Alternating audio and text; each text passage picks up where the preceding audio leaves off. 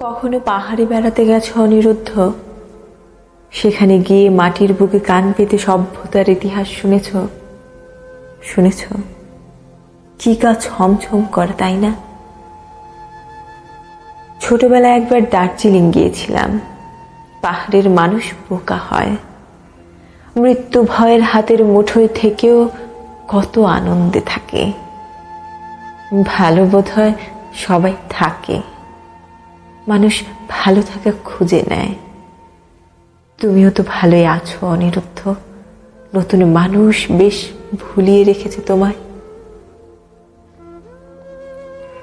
আমি ইদানিং ভালো মন্দ পেরিয়ে অনেকটা এগিয়ে এসেছি।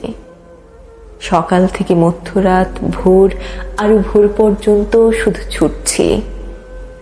মাত্র 4-5 ঘন্টার চোখের বিশ্রাম, তখনও মনে মনে ছুটে যায়।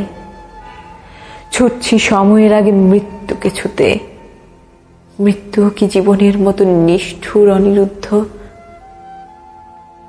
পরের কোনো জন্ম আমার চাই না। আমি মানুষ হতে চাই না, পাখি হতে চাই না, পোকামাকড় গাছপালা কিছুই হতে চাই না। এই পৃথিবীর স্বাদ আমার মিটে গেছে। এখানে মন রাখা হয় না, মনের বদলে সবের মান রাখা হয়। এখানে কষ্টই সুদীর্ঘ বাস্তব। এখানে কান্নারা পান্নার মতো দামি নয় অনিরুদ্ধ। এখানে যারা ভালোবাসে তারা আঘাত পেয়ে মরে, আর যাদের ভালোবাসা হয় তারা আহত করতেই জানে, তোমার মতো। এই পৃথিবী ভালোবাসতে জানে না।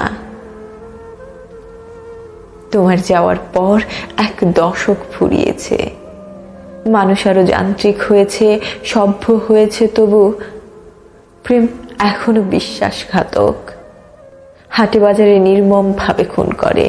অনিরুদ্ধ, তুমি তো ভালোই আছো। প্রতারকরা বোধ হয় এমনই থাকে।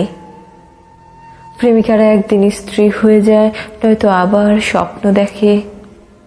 জানি আমার আর প্রেম হবে না, সবটাই তোমাকে দেওয়া। এবার শুধু শেষের অপেক্ষা।